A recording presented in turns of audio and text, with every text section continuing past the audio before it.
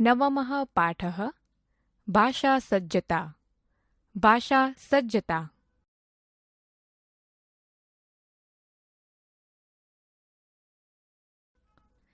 વિદ્યાર્થી મિત્રો, આપણે અહીં સંસ્કૃત ભાષાના અભ્યાસ માટેની કેટલીક સમજ વિકસાવવાનો પ્રયાસ કરીએ. પ્રવૃત્તિ 1. બંને હોઠ એકબીજાને અડે નહીં તે રીતે આપેલ શબ્દોનું વાંચન કરો. મનોજઃ પઠતિ, ભારતમ, ફલમ, બભૂવ. પ્રવૃત્તિ 2. જીભ દાંતને અડે નહીં તે રીતે નીચે આપેલા શબ્દોનું વાંચન કરો. તત્પરઃ, દદાતિ, ધનમ, પંથાઃ. શબ્દોનું વાંચન કરી શકાયું નહીં ને? શા માટે? વિચારો. વિદ્યાર્થી મિત્રો, ચાલો આપણે નીચે આપેલ કોષ્ટકને સમજવાનો પ્રયાસ કરીએ. વર્ણ પરિચય. સ્થાન, સ્વર, વ્યંજન, ઘોષ, અઘોષ, ઘોષ, અઘોષ, ઘોષ. હ્રસ્વ, દીર્ઘ, સંધિ દીર્ઘ. અનુનાસિક, અંતઃસ્થ. ઉષ્માક્ષર, ઉષ્માક્ષર.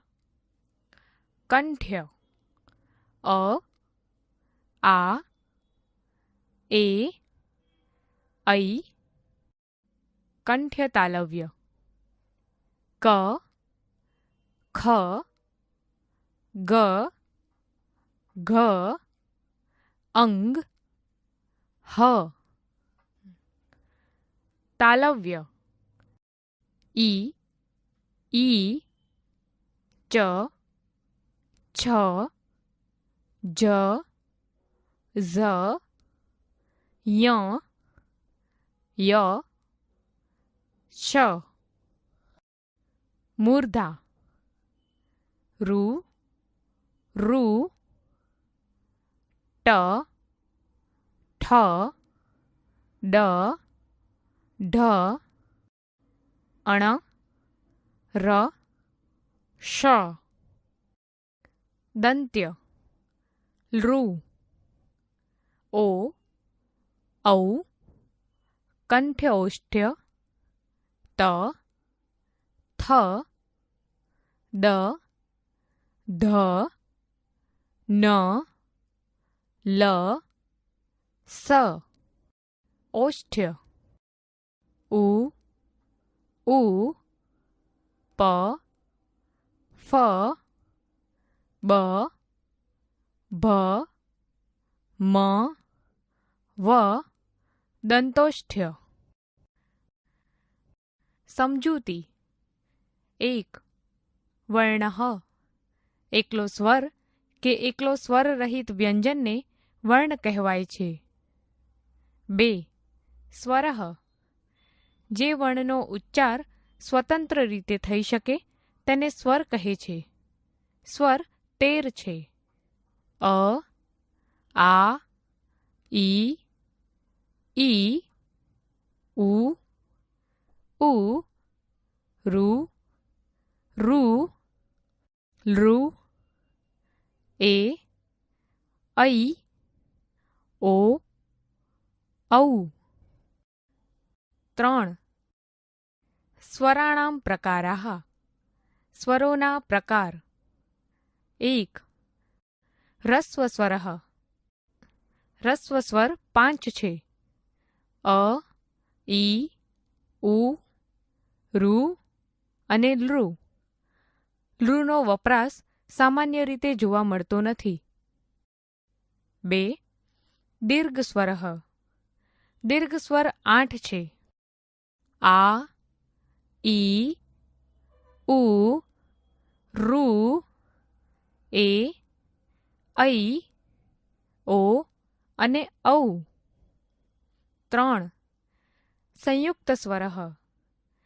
દીર્ઘ સ્વરોમાંના છેલ્લા 4 એ, ઐ, ઓ અને ઔ સંયુક્ત સ્વરો કહેવાય છે. તેમને સંધિ સ્વરો પણ કહે છે, કારણ કે 2 સ્વરોની સંધિથી એ બને છે.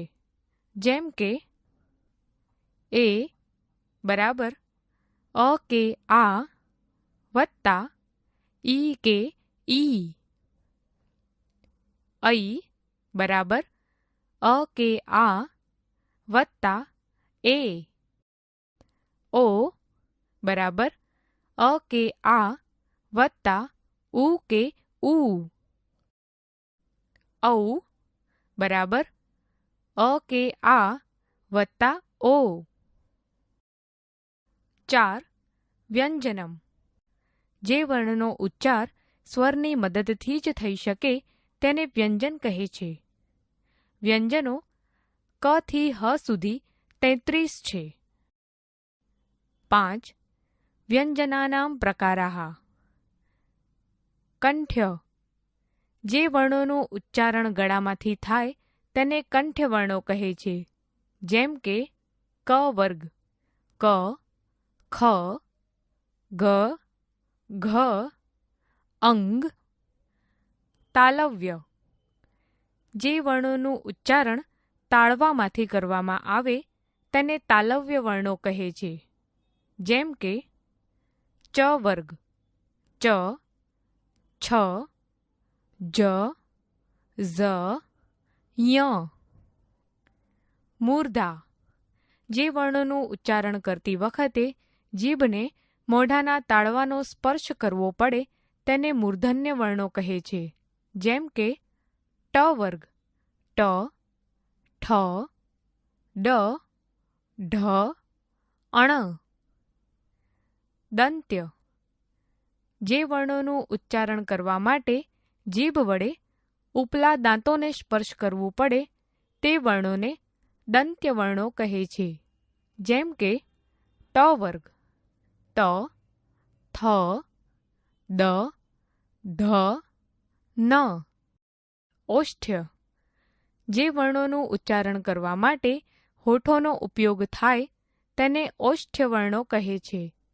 જેમ કે પ વર્ગ પ, ફ, બ, ભ, મ. આ વર્ણોને કુ, ચુ, ટુ, તુ, પુ પણ કહેવામાં આવે છે. આગળના તાસ પર જાઓ.